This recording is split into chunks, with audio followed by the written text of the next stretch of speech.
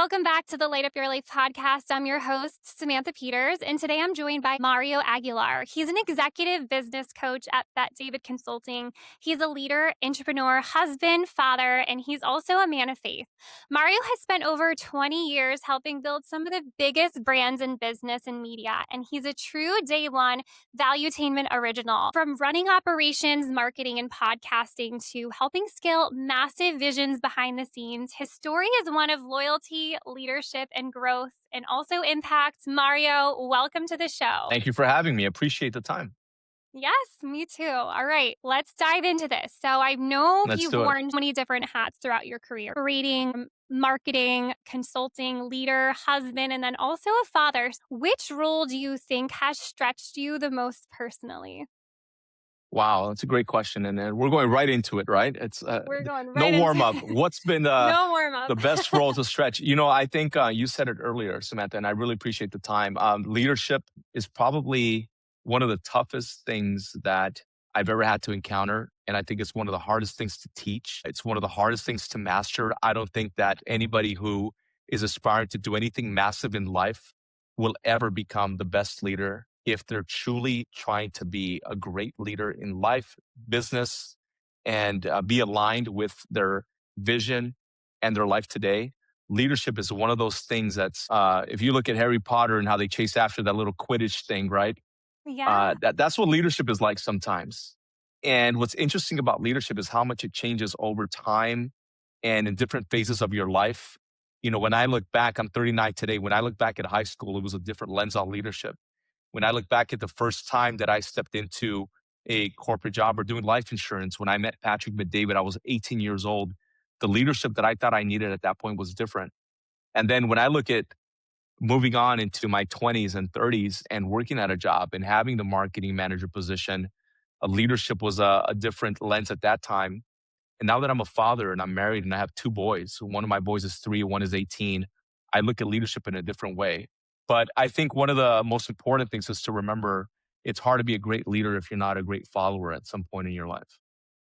I love that response. And it's so true. I feel like every life stage that you go through, you become a different person and you up level your identity. So you have to step into a new leadership role. And I find it's a lot of self mastery, right? People are not going to follow you if you are not committing to the things that you say you're going to do. I think that just really speaks to your character.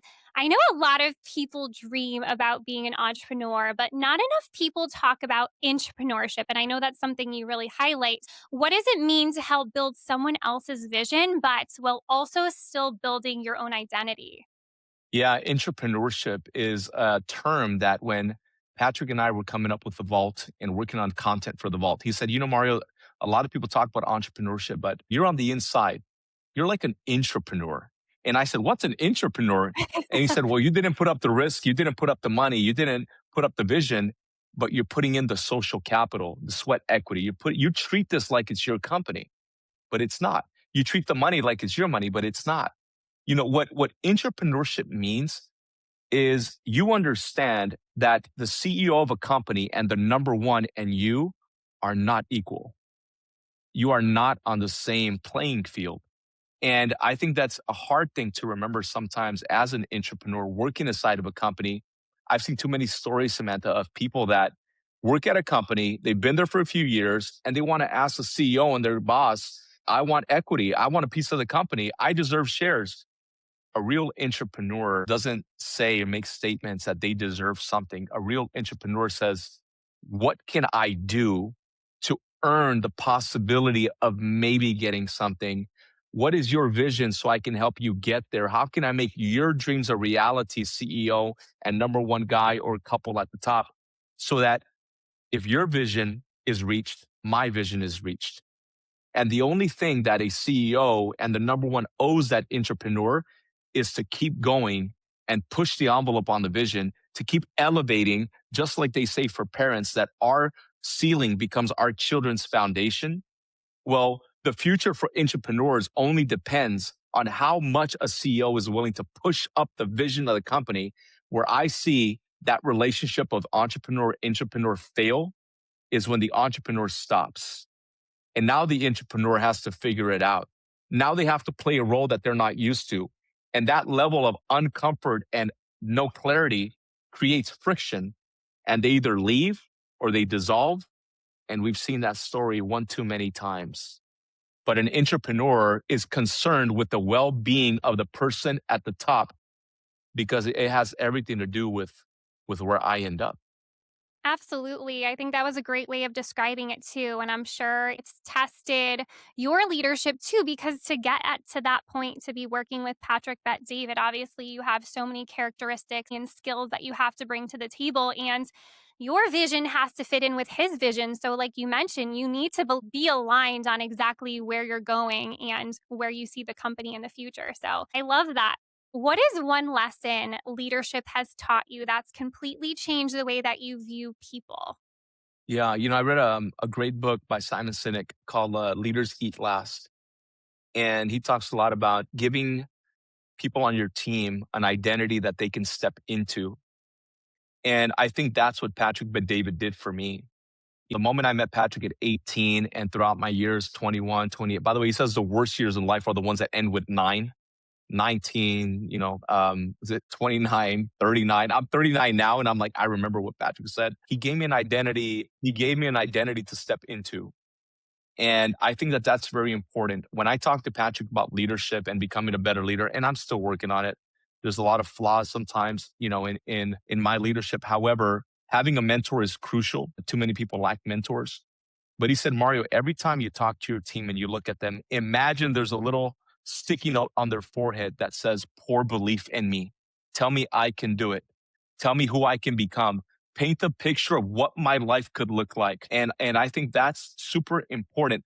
A lot of times, and I think about it too as a parent, our kids do something wrong. Like, why'd you do that? Don't do that. You're going to do this. Don't make that face, is going to get stuck. Are you kidding me? Why do you think like that? You're so this, you're so that. Instead of saying, you're going to change the world. You're a special kid. You're going to be somebody. You're a leader. You're smart. I believe in you. It's no different. It's amazing. It's amazing, Samantha, how much we can pour identity and belief into random people and random strangers. When it comes to our team and people we love, we don't inject belief. We don't give them identity. We steal it and we destroy their morale and how they view themselves. And Patrick is great at reminding us that you gotta remind people of who they could be and see them as they could be, not as they are today. Yeah, and that's one of the hardest things about staying in the same circles and not having a mentor to look up to because you become the average of the 5 people that you hang out with. So if you're just surrounding yourself with people who you went to college with or high school with, your life isn't going to change very much. And like you said, you need to be around people who pour belief into you, people who want to see you win. I find a lot of times in business, people want to see you do well, but not better than them. It's always incredible to ask yourself, who am I surrounding myself with? Do I feel like my energy is being raised every single time that I'm around them? Or are they depleting me? And I love to ask myself that after every conversation. So that's really great advice. Yeah. And Can I share a perspective on that? Because absolutely. I've heard that my whole life, right? Tell me who you're around and I'll tell you who you become, right? And you're right. Even though it sounds cliche, you're absolutely right. But I think rarely do we talk about why. And I do think there's a why when it comes to that. You become like the 5 people you surround yourself with the most. The why is because we have no clarity in our life. We don't have an identity. We don't spend time thinking about our goals, our dreams, our vision, and our future. We get lazy. We get casual. We stop being proactive about life and we get comfortable. And the reason we become like those 5 people is that's who they are. And I think that so the question could become, how do we break away from becoming like the 5 people we're around the most if they're not the right people? If they are the right people, then they're an example in certain areas of our life that we want to be able to achieve as well. But if they're not, Mario, how do I break away from the wrong people, the wrong environment? You need to make a choice of who you want to be. And then your actions need to align themselves with that vision of how you see your life. And if you do that, you realize that it's a little easier to cut away from the ones you don't want to be. But too many people, when you meet them, you're like, I wonder why she's dating him. I wonder why he's dating her. I wonder why those guys are friends at the office. I wonder why they always go to lunch together. How come they never invite me to have a coffee? How come they don't want to hang out with? It's because they found other people who are also thinking small, thinking average, thinking about the wrong things. So it's important to realize if you are going to become like those people, are they the kind of people that are exemplifying the kind of life you want to have? And if not, you need to start getting really clear about who you want to be in life or whether you like it or not. Even if you think you're different in that group, you will become like those people. So true. And I find from my perspective, God has to isolate you to elevate you. And I will tell you, some of my groups of friends that I've been friends with for over 15 years got taken out of my life. And at the time, I grieved it and I was so upset over it because, we shared so many memories and the challenges we went through. But now, years later, I really understand that God did it for a reason because He's aligning me with people that are part of my future. And my vision is so big for people listening to this, just like Mario said, get very clear on what you want your life to look like. And I always like to feel the feelings as if I already had it and visualize what I would have to do every single day to get there. And like we talked about, is just finding a mentor who has been where you are and has a really bright vision. I know behind every successful person, there's sacrifices that no one sees. And we're in a world of distraction today. So what's something that leadership has cost you personally to step into the man that you are today? Yeah, leadership requires a lot of introspective and being honest with Mm. yourself. And Patrick says you have to be honest with the man in the mirror. And you can tell he's had a lot of influence in myself. Just 6 years ago in 2020, um, I got arrested for DUI.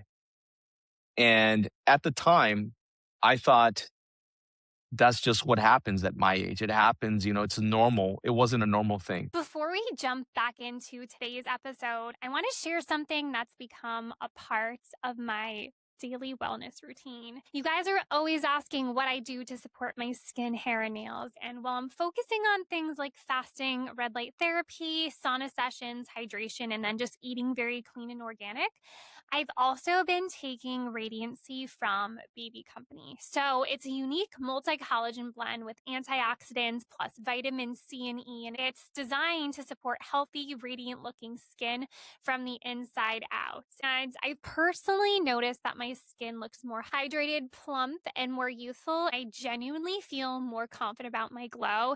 So that's why I partnered with BB Company and I was able to get you an exclusive 10% off discount. Just use BB Samantha 10 at checkout and you'll find the link and all the details in the show notes. Now, let's get back to the episode. And I wasn't leading my life. I wasn't leading my decisions. I wasn't leading my actions. And you mentioned God earlier. He has an interesting way of stopping you in your tracks. And as much as you think, I'm going to get away with it, he will never know. He's watching you the whole time saying, oh my goodness, my little kid, I'm going to have to teach him a hard lesson. And he stopped me in my tracks. And the lack of leadership that I had in that direction, personal, I was getting, isn't it amazing? I'm around PBD. You're talking about a leader of leaders, a PBD Mhm. podcast, Valuetainment founder, CEO, Wall Street Journal bestseller, and the guy working directly with him is struggling in his personal life. It wasn't his leadership because he's setting the example. It was my lack of leadership and choosing and wanting to be, I was fighting it so much. And God said, stop fighting it. He stopped me. And I went for 5, 6 years of my life not knowing who I was, around the wrong people, making bad choices, gaining extreme weight, feeling insecure, not happy with myself to the point where I struggled with some of the worst mental thoughts that I thought I would ever struggle with. The lack of leadership cost me 5 years of chaos in my life, mentally, spiritually, emotionally, and that was tough. For any man out there that maybe is struggling with something like that, or any individual, because I know you have a female audience as well, when your identity is in question, look to find out where the leadership is in your life. And it cost me a long time. When a man lacks identity, he's like a dog in the backyard looking for a bone that he buried somewhere. And next thing you know, you look in the backyard and there's 30 holes in the back. Yeah. Um, it cost me a lot of mental strife. And that's the tough part of it. Good news is when you have a man of God in your life like a Patrick who not only picked me up downtown in Dallas, he gave me a speech I'll never forget about perspective and gratitude. And he let me rebuild my identity. He allowed me to keep my job with specific parameters and regulations. He became the rails in my bowling alley, bowling lane, and that changed everything for me. But a lack of leadership, the toughest lesson is if you don't lead yourself, then you will be led by random things in the world. And I was led astray, led all over. I was led to chaos because I didn't have a personal leadership compass. And that's probably the biggest lesson in my life. And the last thing that I want to do is be a father, a leader, um, a husband that isn't choosing to lead. And now my family gets dragged around with me into areas and things that I never wanted them to be dragged into. So you mean to tell me all I have to do is choose to improve and get clarity and be around the right people, make the right decisions? I'd rather do that. Because if I find out who I am, they're going to be able to talk about who I was. And that's legacy. The opposite of legacy is nothing, because now your kids and family have to become their own identities and create value for their last name because you didn't give it to them. And now they have to go out there and build a legacy because you never left them one. I want to leave my family something they can talk about. Wow. Thank you so much for sharing that and opening up. I know it's really hard for men to talk about some of the struggles that they went through, but your story is just incredible. And so, going back to those moments, what do you think got you to the point of losing your identity and not knowing who you were? Do you think it stemmed from childhood, or for any man who's struggling, what were the thoughts before and then what were the thoughts after that really helped propel you to realize that you want to live and leave a legacy for your family? Yeah, I think everybody out there, and by the way, if there's anybody struggling with anything right now, the last thing that I want you to feel is shame or bad or to go somewhere else or turn this off. If anything, just stay close because sometimes we don't realize the domino effect that we're carrying from our family. And I think what ended up happening is I ended up choosing my family's choice. I didn't grow up with my father. I grew up with my mom, single mom, three boys. I ended up adopting and embracing my mother's story as my own story. And I ended up adopting and embracing my dad's story as my own story without realizing that I have my own story. And since they had problems, I took in those problems. Since they struggled with addiction, I took in that addiction because they didn't have strong parents in their life and they weren't the best parents. I thought I can never be a best parent. And I realized that all of these little things I started saying yes to were actually not healthy for my life. It starts with one little yes to one thing. And then it's like that little drop of ink into a clean glass of water where you don't realize the ink, one little drop in a glass of water, you don't see the ink, but it's there. And it starts with words in your mind. It starts with one bad association. It starts with testing. And Patrick's referenced this a lot in the movie Walk the Line. Johnny Cash is already going through a lot, but somebody offers him drugs in the back seat and says, "Hey, man, Elvis is doing it." And then we start justifying and normalizing our decisions. So it went from trying it to justifying it to enjoying it to over enjoying it. And then it went from addiction and one drink leads to two, leads to four, leads to six, leads so I can't operate without it. Now it's reliance. And then once that venom is there strong enough, it starts to attack every other part of your life. And you start feeling like you just can't get out of it. And that spider web becomes so overbearing that it's easier to succumb and adopt that as our mindset in life versus try to change. And then it becomes so hard. And, you feel like that that kid who's in the beach and you know you put all your stuff in this one area, but you look up and you're like, how did I get so far away from where I Yeah. put my towel on the Mhm. sand? I didn't even notice how far I had gone, but it started with little things. So the question to ask if you're listening is, are there little things right now in life? Are there new people that have come around and changed the trajectory of your clear future? Has a bad relationship come in? Sometimes it's a relationship. You know, the Bible talks about Samson and Delilah, and there's Delilahs out there in the world. Luckily now I have an incredible wife. She's strong and she's a great partner to me and just a great running mate. But you know, sometimes I have some single friends that they got Delilahs in their life and they have no idea. But you can't tell a guy that they have a Delilah because then they, you know, they stop talking to you. They stop wanting to have a little cigar with you. I'm at our boardroom cigar lounge.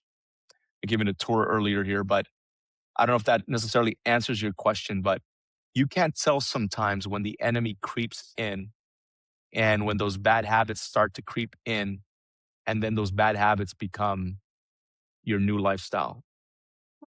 That was beautifully said, and I've never heard the beach analogy before, but I loved that. And I find a lot of times we're trying to mask and we're trying to distract all the things that we're going through, like you mentioned, and not knowing who you are. So to get really clear on to know, okay, this is the person I choose to be every single day. It's you have to choose your heart, right? Do you want to have to struggle and go through the addiction and live that lifestyle knowing that you're not living up to your full potential? Or are you going to take the steps to say, no, I need to take control of my life and make small steps towards it? But you're right. These small little decisions can just completely destroy your life. So thank you for sharing that. That was really deep. And I think so many men need to hear that.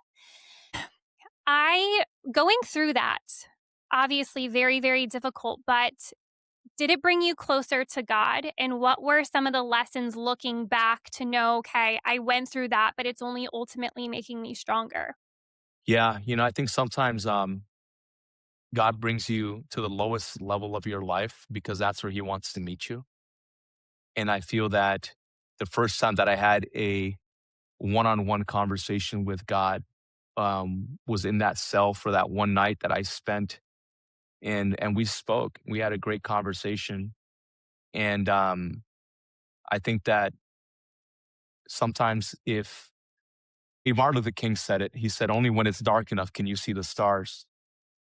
And sometimes we have to go through all that drama and all the hardship to realize the blessings in life. And it's funny how for some reason, I don't know what it is. I always heard guys mature a little later in life. I'm like, no, they don't. It happened to me and I never thought that I would experience something like that in my life. But today, let me tell you why I'm glad that I did go through that, Samantha, because seeing that light at the end of the tunnel, now I realize that what God wanted me to do is go through all those experiences so that my kids wouldn't go through it. And I didn't realize that all that hardship and adversity wasn't in vain and wasn't for the sake of it. He knew I need to make it a little tougher for you. I need to break you away from all those limiting beliefs. I got to help you break the generational curses, or you're going to end up giving it to these two boys you love and that you want to be an example for. But unfortunately, because you're not stopping and you're not choosing to listen, I'm going to have to bring you to your knees and we're going to have a conversation because I made you and I love you. And I'm not going to let you go there because you weren't meant for that. Before you were born, he formed you and he knew you in the womb. He gave us an identity.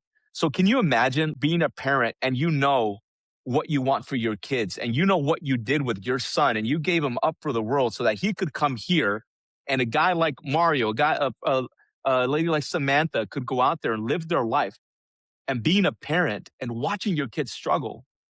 He's like, this is not why I made you and brought you into this world.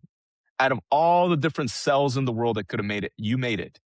Yes. So, yes, I do believe that brought me closer, but I believe that even that relationship, sometimes as even I'll speak for myself, I can't speak for a woman, but for a man, sometimes he's a jealous father and he wants to know that you still want to talk to him. And sometimes when we say I can't hear his voice, he's like, well, have you asked for my voice? I had a moment just about 2 years ago. I'm outside and it finally hit me. I said, you know what? I want to have a conversation with you. I'm having a coffee, I'm having a cigar in the back. And I said, why didn't you put my dad in my life? I wish I would have had a dad in my life. If I would have had a dad in my life and I was going through this identity struggle, maybe my life would have been different. Maybe I could have went to prom and actually taken pictures before. Maybe I could have gone out there and had somebody pick me up after school. Maybe we could have went to a camp. I would have been a Boy Scout. And I was having this meltdown, Samantha, pissed off in the backyard. And he said, stop. He's like, you had a father. It was me. Mm. I never left you. Stop crying about the fact that you didn't have a natural father in your life. I made you. I brought you into this world, and I'm still right here talking to you. And that changed everything for me. But it was because I decided to have a quarrel, a debate, a battle. I decided to say, you know what? I need to talk to you because I want to be a good dad. I want to be a great husband. I want to be a leader, but I need to fix this part of my life. It's bugging me. And he finally said, I've always been here. Just like the Footprints poem, if you've never read it. At the times that I thought I was walking alone, he said, I carried you. He's been carrying me the whole time. And I just realized that a few years ago. That was very profound. And you're the one in your family that's breaking the generational curses and looking back, going through those really hard times, not having a father. I mean, for me, I had my father, but he was an alcoholic, he was abusive. My parents are still together. And he just would belittle me every single day. And I asked very similar questions. I'm like, why can't I have a father and a family who just loves me, who wants to support me, and who wants to be there for me? But I was actually reading Napoleon Hill's first edition on the way home from San Diego last week. And it talks about how he has to break you and you have to go through all these struggles to really define your character, to really build you up, to be able to make the impact that we're making today. I mean, you're leading so many men. And if you didn't go through those struggles, how are you supposed to relate to people that are going through it? So I feel like you can only go as deep as you've been with yourself. And so I think all of these things that you had to go through is now what you made it through. And now you're able to help so many people. And I think that's an amazing thing. And now knowing that you didn't have a father, you're trying to be the best father you can for your sons. So, as hard as it was, I mean, I think everything you made it through is who you are today and the person that your kids get to see, which I think is so beautiful. So, thank you again for sharing that. I love this conversation. Absolutely. And I think leadership is a living organism. I don't think you ever attain. I reached the title of leadership. I'm done. No. There are I've been surrounded, and I have to give credit where credit is due. I've been surrounded by incredible men. Now, later in my life, Tom Ellsworth, president of Lion Holdings, Patrick Bet-David, obviously like a father figure to me. My life wouldn't be what it is without Patrick. God knew why he put him in my life. You're going to need this guy, and you're going to love this guy. I named my son Gabriel after Gabriel Bet-David, Patrick's father. Um, So sweet. and yeah, and it's other individuals that have been there for me, and I can name a long list. But if you are somebody that's listening to this and you're like, I need to reinspect my circle. And Samantha, you brought it up, right? It's the people you're around. You inspired this whole conversation right now with that question. And I love the questions you're asking because they're deeper and it's the real stuff of life. If you don't have an environment, if you don't have a mastermind, if you don't have events you go to, if you don't have a certain peer group, you need to have somebody you can talk to. And for me, I found my first peer group in an AA meeting. And I finally felt here's a group of people who won't judge me, who will listen to me, who will embrace me and let me feel normal. And what I did also choose is I didn't want to spend the rest of my life every evening doing that. I choose to change. And I love that organization. I love what they do for people. I wish more people embraced it. I wish there wasn't a negative connotation when you say it. And I still experience it today. You say, I don't drink. You say, I've been to AA meetings, that people look down at you. They feel bad for you. They apologize to you. And before it used to bug me, now it doesn't because they just don't understand.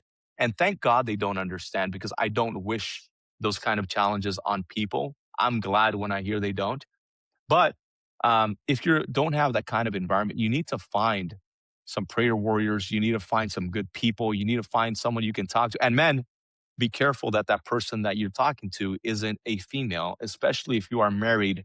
That confidant shouldn't be female. So be careful not to get rid of one addiction and create another habit that creates a new addiction, right?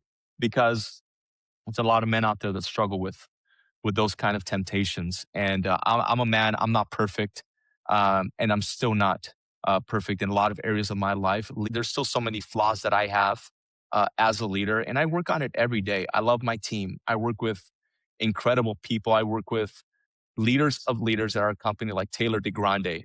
She'd be great on your show, by the way. She is phenomenal at what she does. She's one of the females that leads our consulting division. Aaron Mont, who puts together some massive engagements for us. He's phenomenal. Kareem, a new manager that I work with, that there's so many examples of great people, but I'm not there yet. And Patrick says we're the kind of vision that we're building. You want to build $1 trillion media empire, multi-billion-dollar consulting firm. We want to create value, entertainment, and a movement that empowers the world, brings people together so we can take on the seven mountains out there, media being the hardest mountain. So many fake people, so many people that are just interested in followers and subscribers and Mhm. likes. What about really empowering people? And what about increasing your followership because you're actually changing lives? I think that's where it's at, you know. I love everything you're saying. I think it's adding so much value to whoever's listening to this. And you're right. I find a lot of times people just care about the likes or how many comments they have. But no, how many lives are you changing today? I feel like people don't wake up and ask themselves that question. And they're like, oh, how many more views can I get? How can someone see me in a different way? Because I find a lot of times people who do that, they are very insecure inside. And so they need this outside validation. And I feel like that goes to one of my next questions I wanted to ask you. I know so many people tie their worth to success. How did you learn that your identity is just bigger than your accomplishments? That's an interesting way to put that. I'm in the world of consulting and sales, right? To say that we don't like lifestyle would be a lie, right? So I can't lie on here. We like to experience certain things. Yeah. But I think that when you know your identity, for me, I'm a Christian. Not everybody listens to this may be a Christian. Um, I now realize that my identity comes from one place, one source of truth. And I think identifying the source of truth is what helps identity become that source of truth, not accomplishments. And the source of truth is, for me, is my identity comes from God. Who I am, what I have, where I get to go, and everything else in my life comes from that one source of truth. And you realize, Samantha, that sometimes other people's source of truth comes in promotions. It comes in other people giving them credit. It comes in the form of nice cars or houses or how many women they can have or how much money in the bank.